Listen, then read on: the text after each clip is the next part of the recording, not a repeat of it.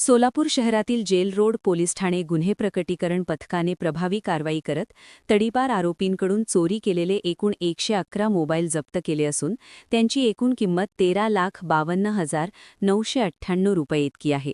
जानेवारी 2026 मध्ये gel road police ठाण्यात mobile चोरीचे 4 गुन्हे दाखल झाले होते। पोलीस उपआयुक्त विजय कबाडे व सहाय्यक पोलीस आयुक्त प्रताप पोमण यांच्या आदेशानुसार तपास सुरू असताना 17 जानेवारी 2026 रोजी गुप्त बातमीच्या आधारे इक्बाल मैदान परिसरात सापळा रचून फारुख महम्मद हनीफ पठाण वय 42 राहणार शहापूर चाळ सोलापूर यास ताब्यात घेण्यात आले।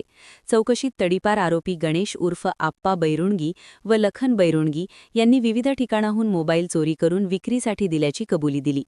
या कारवाईमुळे जेल रोड पोलीस ठाण्यातील 4 गुन्हे उघडकीस आले असून ही कामगिरी पोलीस आयुक्त एम राजकुमार यांच्या मार्गदर्शनाखाली वरिष्ठ व अधिकारी कर्मचाऱ्यांच्या संयुक्त प्रयत्नातून पार पडली आहे।